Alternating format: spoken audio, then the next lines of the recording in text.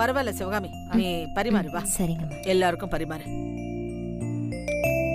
இந்தாம்மா, அவங்க எல்லாருக்கும் போடு.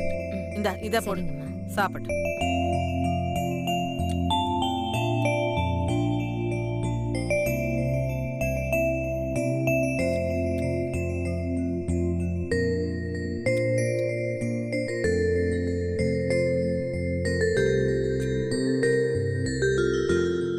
போதும்.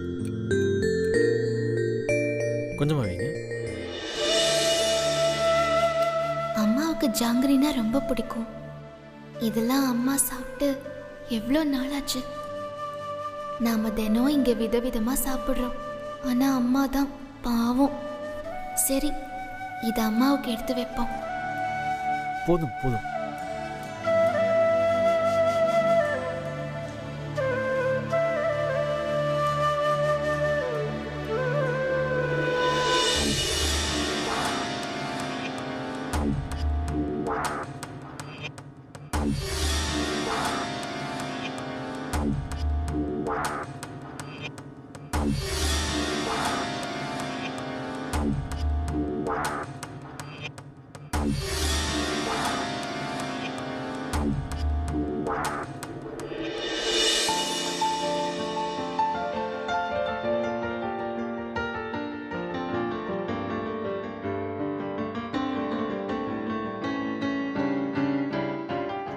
அம்மா, இந்த ஜாங்கிரி சாப்பிடு. சாப்பிடுமா.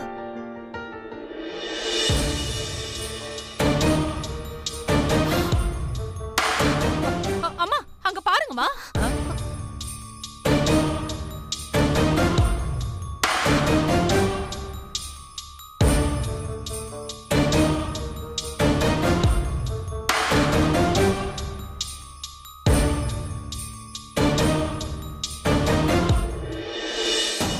நல்லா இருக்கு, ரொம்ப நல்லா இருக்கு. அம்மா, இப்ப வாச்சு நம்புங்க, இவளுக்கும் இந்த அம்மாவுக்கும் ஏதோ தொடர்பு இருக்கு. அதனாலதான் அவளுக்கு வச்சிருந்த ஜாங்கிரிய அந்த அம்மாவுக்கு ஊட்டி விடுறா.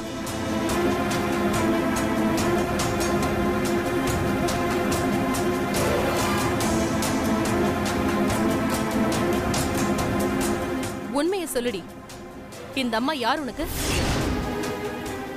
உங்க அம்மா தானே?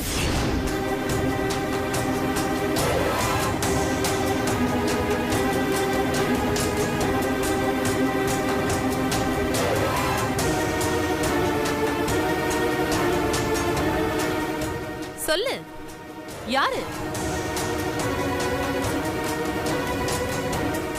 உனக்கு வச்ச ஜாங்கிரிய ஊட்டி விடுற அளவுக்கு உனக்கு அவ்வளோ நெருக்கம் இல்ல? அப்படியெல்லாம் இல்ல. நம்ம வீட்டுக்கு வந்தவங்கள நாம தானே பாத்துக்கணும். அதுக்குதான் அவங்களுக்கு இனிப்பு கொடுத்தேன். கடவுளே, நல்ல வேளை உண்மையை சொல்லி உளறி கொட்டாம இருந்தாள். பிரீத்தினா பிரீத்தி தான். அவளுக்கு எவ்வளவு அறிவு இருக்கு பாருங்க. யாரையும் பிரிச்சு பார்க்காம எல்லாரையும் ஒண்ணுக்குள்ள ஒன்னா பாக்குறா. நம்ம யாருக்காச்சும் இந்த மாதிரி தோணுச்சா? இல்ல பாருங்க, பிரீத்தி அப்படி பண்ணிருக்கா. இது ஒண்ணுதான் அவளுக்கும் நமக்கும் இருக்கிற வித்தியாசம். இது ஒண்ணுதான் நாம அவகிட்ட இருந்து கத்துக்கணும்.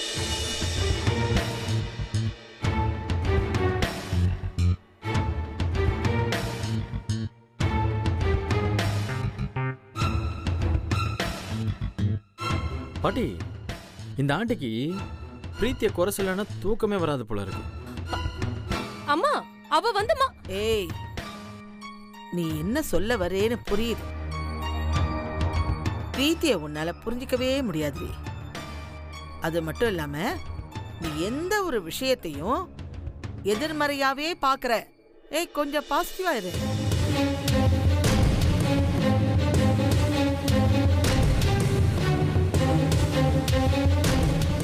முதல்ல யாராவது வீட்டுக்கு வந்தாங்கன்னா கூட அவங்க யாரு என்ன ஏதுன்னு நோண்டி நோண்டி சந்தேகத்தோட கேட்டுக்கிட்டு இருக்காங்க.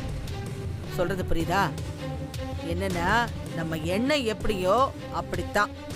ஒன்னு சொல்லட்டுமா? இங்க பார், உன் மனசு ஃபுல்லா அழுக்கு இருக்கு. நிறைய இருக்கு.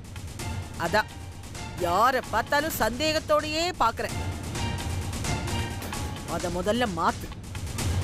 உன் வாழ்க்கை நல்லா இருக்கும். பிரீத்தி, அதை எடுத்து வச்சுட்டு போ. அம்மா போ. இதோ வரேன்.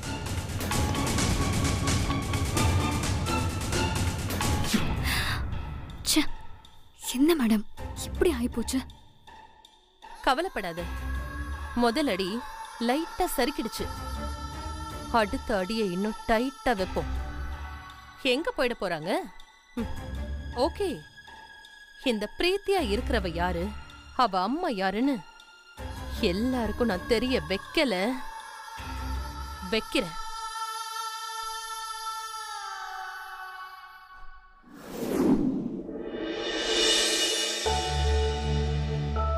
சித்தி, என்னது இது? பூ. அது தெரியுது. எதுக்கு இவ்வளோ? விக்ரம், 10 முழம் தான் வாங்கினேன்.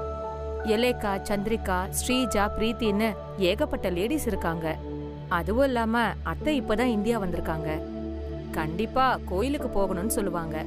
அதுக்கு வேற பூ வேணும். இதுவே பத்தாதுன்னு ஃபீல் பண்ணிட்டு இருக்கேன். நல்ல ஐடியாவா இருக்கே. இதை நம்ம சாக்கா வச்சு பிரீத்திக்கு பூ வச்சிட வேண்டியதான். அது கொடுங்க. எதுக்கு? கொடுங்க சித்தி. எதுக்கு விக்ரம்? எப்படியும் பத்தாதுன்னு சொல்றீங்க. அதனால மொத்தமா எவ்வளவு தேவையோ அவ்வளவு வாங்கிக்கோங்க. இது எனக்கு. விக்ரம், நீ எதுக்கு வாங்குறன்னு எனக்கு தெரியும். ஒழுங்கா அதை என்கிட்ட கொடுத்துடு. சித்தி, நீங்க போய் வாங்கிக்கோங்க சித்தி. இது எனக்கு வேணும். விக்ரம், ஏய், அதுக்குன்னு இவ்ளோ பூ எதுக்குடா? அவளுக்கு 1 முழம் போதாதா? பத்தாது, இன்னும் வேணும். இருந்தாலும் பரவாயில்ல, நான் அட்ஜஸ்ட் பண்ணிக்கிறேன். டேய் விக்ரம், நீ ரொம்ப ஓவரா போற. தேங்க்ஸ் சித்தி. டேய்,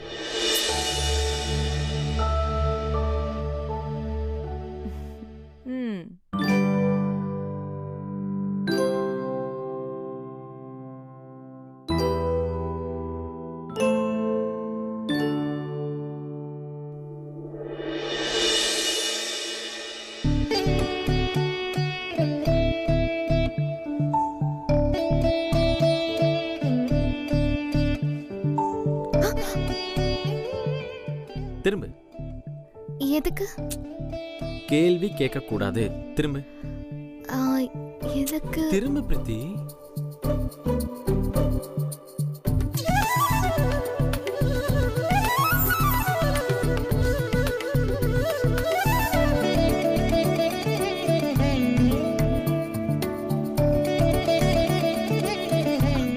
திரும்ப பிரீத்தி. ஐயோ, இல்ல இல்ல, வேண்டாங்க. திரும்ப பிரீத்தி, திரும்ப. திரும்ப சொல்றேன்ல.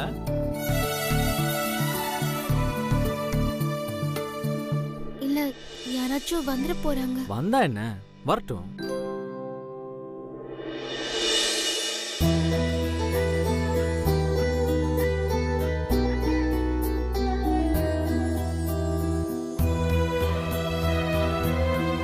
இப்படி தலை நிறைய மல்லிப்பூ வச்சு உன்னை பார்க்கும்போது எப்படி இருக்க தெரியுமா?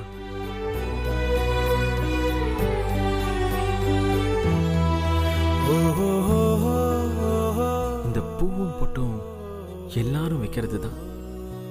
ஆனா சிலருக்கு மட்டும்தான் அது ஒரு தனி அழகை கொடுக்கும். என் பிரீத்திக்கும் அப்படிதான் தனியா அழகை கொடுத்துருக்கு. I love you. I love you so much.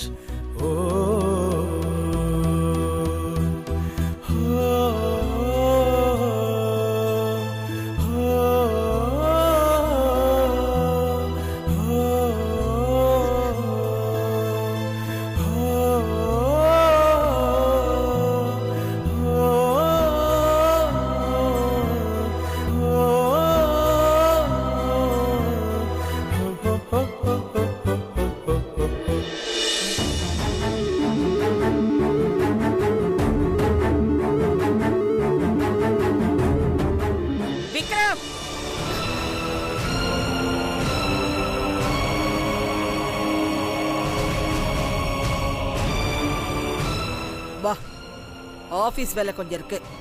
நீங்க போங்க பாட்டி, நான் வரேன். வான்னு சொல்றேன்.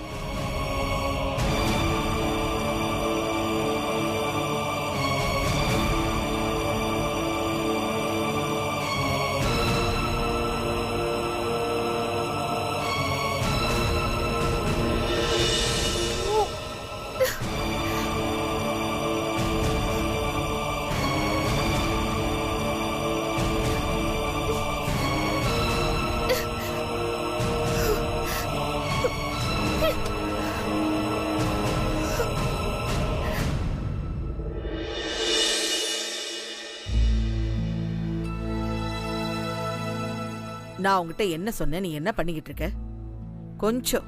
கொஞ்ச நாள் பொறுமையா இருந்தானப்பா சொன்னேன். நான் பொறுமையா தானே இருக்கேன். பார்த்தனே உன் பொறுமைய. நீ பூ வச்சு விட்ட லட்சணத்தை. நல்ல வேளை அந்த பக்கம் யாருமே வரல. யாராவது வந்திருந்தா என்ன ஆயிருக்கும்? பாட்டி, அப்படி வந்தாலும் எந்த பிரச்சனையும் இல்லை. நானும் பிரீத்தி மேரேஜ் பண்ணிக்க தானே போறோம். தெரியட்டுமே, தெரிஞ்சா என்ன? பாட்டி போதும், நானும் பொறுத்து பார்த்துட்டேன். இனி என்னால பொறுக்க முடியாது. வர முகூர்த்தத்துல எனக்கும் பிரீத்திக்கு கல்யாணம் பண்ணி வைக்கிறீங்க. அதுக்கு முன்னாடி இந்த ஸ்ரீஜாவை வீட்டை விட்டு அனுப்புங்க. என்னையா பேசுற? அந்த ஸ்ரீஜா உன் ஜாதகத்துக்கு ஏத்த பொண்ணுப்பா. அவளை பார்த்து பேசி ஊரெல்லாம் கூப்பிட்டு நிச்சயம் பண்ணிருக்கோம். திடீர்னு அவளை போ சொல்லிட முடியுமா? அப்படி சொன்னா நம்ம கௌரவம் என்னையா ஆகுறது? ஒன்னும் ஆகாது பாட்டி. எனக்கு எல்லாத்தையும் விட பிரீத்தி தான் முக்கியம். ஓகே, நீ சொல்றது எனக்கு புரியுது விக்ரம். நீ கையில் அடிபட்டு பிரீத்திய உதவிக்கு வச்சு நடந்துகிட்டு இருக்கும் போதே அதெல்லாம் பார்த்துட்டு ஸ்ரீஜா தாங்க முடியாம எனக்கு போன் பண்ணாப்பா. ஸ்ரீஜாவை வீட்டை விட்டு போ சொன்னா அத நிச்சயமா அவ தாங்க மாட்டாப்பா. அவளை பத்தியும் கொஞ்சம் யோசிச்சு பாருப்பா. அத்தை, அப்ப பிரீத்திய பத்தியும் கொஞ்சம் யோசிச்சு பாருங்க. ஸ்ரீஜா கிட்ட விக்ரம்க்கு அடிபட்டிருக்கு, நேரம் சரியில்லை அப்படின்னு சொல்லி கல்யாணத்தை தள்ளி போட்டீங்க. ஆனா பிரீத்தி கிட்ட அப்படி என்ன சொன்னீங்கன்னே தெரியல. இப்போ வரைக்கும் விக்ரம் கிட்ட பட்டும் படாம தான் நடந்துக்கிறா. அது போக பட்டிக்காட்டு பொண்ணு மாதிரி நடந்துக்கிறா. அப்படி என்னதான் சொன்னீங்க அவகிட்ட?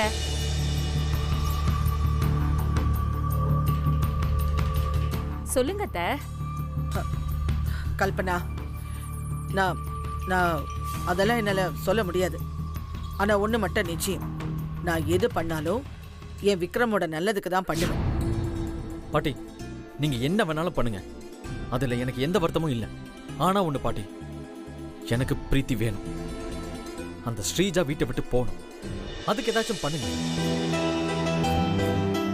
உங்களால முடியாதுன்னா சொல்லுங்க, நானும் பிரீத்தியும் தனியா போய் ரெஜிஸ்டர் மேரேஜ் பண்ணிக்கிறோம்.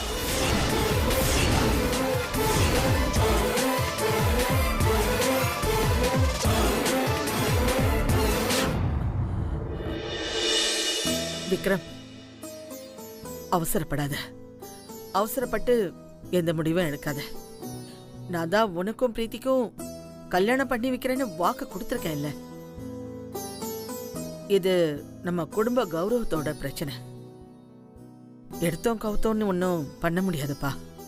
கொஞ்சம் கொஞ்சம் பொறுமையா இருப்பா.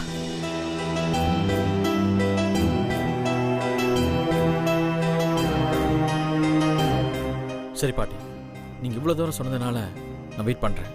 ஆனா ஒண்ணு பாட்டி, இந்த ஒரு மாசம் தான் டைம். அதுக்குள்ள எனக்கும் பிரீத்திக்கும் கல்யாணம் பண்ணி வைங்க. அப்படி இல்லையா எப்படி கல்யாணம் பண்ணணும்னு எனக்கு தெரியும். நான் பாத்துக்கிறேன். தயவு செஞ்சு என்ன மன்னிச்சிருங்க.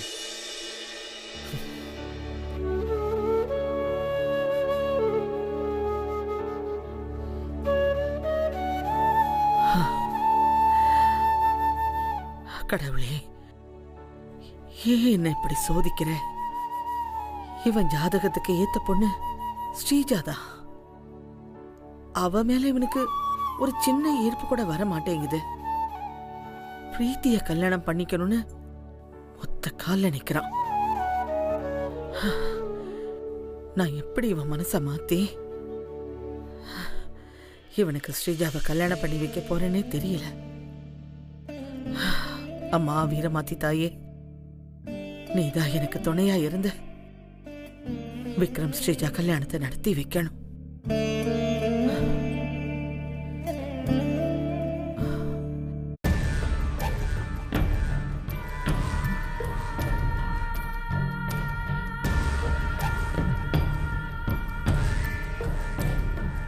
அந்த ஜாங்கிரி மேட்ரை வச்சு பார்க்கும்போது இங்க வந்திருக்கிறது கண்டிப்பா பிரீத்தியோட அம்மா தான். இது நமக்கு உறுதியாய் போச்சு. ஆமா மேடம். ஆமா ஸ்ரீஜா, நாம இது எல்லாருக்குமே தெரியப்படுத்தணுமே. முக்கியமா விக்ரம், கல்பனா, அப்புறம் விக்ரமோட ஃப்ரெண்ட்ஸுக்கு. இதுல கல்பனா, விக்ரம் தான் மெயின். அவங்களுக்கு புரிய வச்சிட்டோம்னா போதும். பண்ணிடலாம் மேடம். இத மட்டும் ஒழுங்கா பண்ணிட்டா போதும்.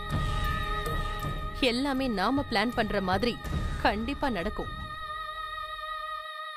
கிருப்பா கழுத்துல விக்ரம் தாலி கட்டுவான்.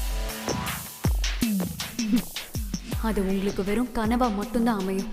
மற்றபடி எது நடந்தாலும் என்னோட பிளான் என்னவோ அதுபடிதான் நடக்கும். விக்ரம் தாலி கட்டினா அது ஏன் கழுத்துல தான் கட்டுவான். ஸ்ரீஜா, என்ன யோசிச்சுட்டு இருக்க? அது அது நீ என்ன யோசிக்கிறன்னு எனக்கு நல்லா தெரியும்.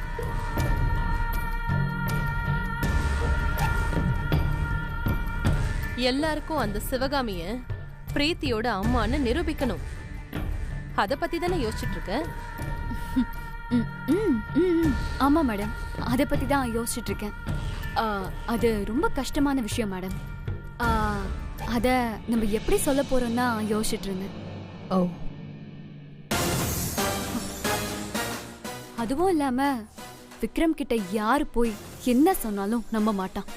பிரீத்தியே போய் இவங்க தான் என் அம்மான்னு சொன்னா மட்டும்தான் நம்புவான். இது என்ன சாதாரண விஷயம்? சொல்ல வச்சுட்டா போச்சு. மேடம், அவ எப்படி சொல்லுவா? அவ எப்படி தானா சொல்லுவா? நாம தான் சொல்ல வைக்கணும். புரியலையா? நாம் அந்த சிவகாமிக்கு எவ்வளவு டார்ச்சர் கொடுக்க முடியுமோ அவ்வளோ டார்ச்சர் கொடுக்கணும். அத பார்த்து பிரீத்தி கதறி அழணும்.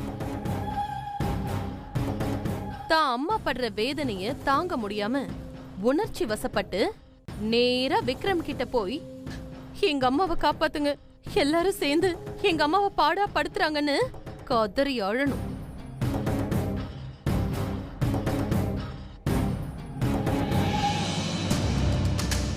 அதுக்கப்புறம் அந்த பிரீத்தி அவன் கேக்குற கேள்விக்கெல்லாம் பதில் சொல்லித்தானே ஆகணும். இதுல அவன் மட்டும் இல்ல, எங்க அம்மாவும் சேர்ந்து மாட்டுவாங்க. அப்போ எதுக்காக இவளை கூட்டிட்டு வந்தீங்க, எதுக்காக இப்படி பண்ணீங்கன்னு நம்ம கேள்விக்கும் விக்ரம் கேள்விக்கும் அவங்க பதில் சொல்லித்தானே ஆகணும். அப்போ விக்ரமையும் பாட்டியும் மோத விட்டு நம்ம வேடிக்கை பார்க்கணும்னு சொல்றீங்க? ஆமா, நாமளா போய் கேட்டா எங்க அம்மா கண்டிப்பா எந்த பதிலும் சொல்ல மாட்டாங்க. ஆமா மேடம், நீங்க சொல்ற மாதிரி விக்ரமையும் பாட்டியையும் மோத விடுவோம். விக்ரம் கேள்விக்கு பாட்டி பதில் சொல்ல முடியாம தடுமாறணும். அப்ப தெரியும்ல உண்மை என்னன்னு. ஆனா இதெல்லாம் நடக்கணும்னா அந்த சிவகாமிய நாம வெச்சு செய்யணும். அவ்வளவுதானே மேடம்? அந்த சிவகாமிய இப்பவே கதற விடலாம். இன்னைக்கே இப்பவே அந்த பிரச்சனையை ஸ்டார்ட் பண்ணுவோம். வாங்க மேடம்.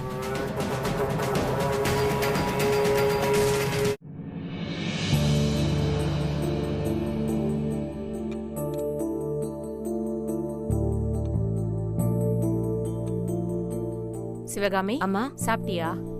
இல்லைங்கம்மா, டேபிள் எல்லாம் க்ளீன் பண்ணிட்டு ரூமை க்ளீன் பண்ணணும்.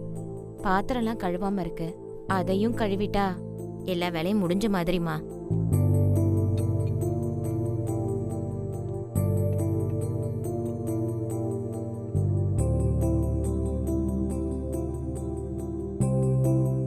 சிவகாமி, பண்ண வரைக்கும் போதும். முதல்ல உக்காந்து சாப்பிடு, அப்புறமா எல்லா வேலையும் பார்க்கலாம். இல்லம்மா, இன்னும் கொஞ்ச நேரத்துல நானே முடிச்சிருவேம்மா. அப்புறமா சாப்பிட்டுக்கிறேன். சொல்றேன்ல, சாப்பிட்டாதான் தெம்பா வேலை செய்ய முடியும். புரியுதா? இல்லம்மா, எனக்கு பசிக்கலம்மா. நான் அப்புறமா சாப்பிட்டுக்கிறேன். மணி என்ன ஆகுது? அது எப்படி பசிக்காம இருக்கும்? உக்காரு. அம்மா அம்மா, வேண்டாங்கம்மா. உக்காரு.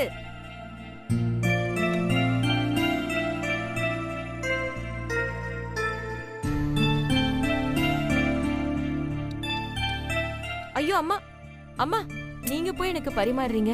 இதுல என்ன இருக்கு சிவகாமி? இங்க எல்லாருக்கும் நான் தான் சாப்பாடு பரிமாறுறேன். அதெல்லாம் சரிதாம்மா. நான் வேலைக்கு வந்திருக்கேன். எனக்கு போய் நீங்க சாப்பாடு போடலாமா? ஹேய், எனக்கு இந்த வீட்ல இருக்கிற எல்லாருமே ஒண்ணுதான். அம்மா, நீங்க அப்படி நினைக்கலாம். ஆனா என்னை பொறுத்த வரைக்கும் நீங்க முதலாளி அம்மாமா.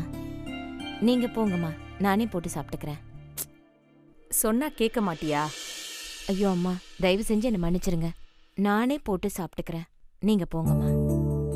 சொன்னா கேட்க மாட்ட. சரி, நீயே போட்டு சாப்பிடு. அப்புறமா தான் வேலையெல்லாம் பார்க்கணும். சரியா? சரிங்கம்மா. சாப்பிடு. சரி.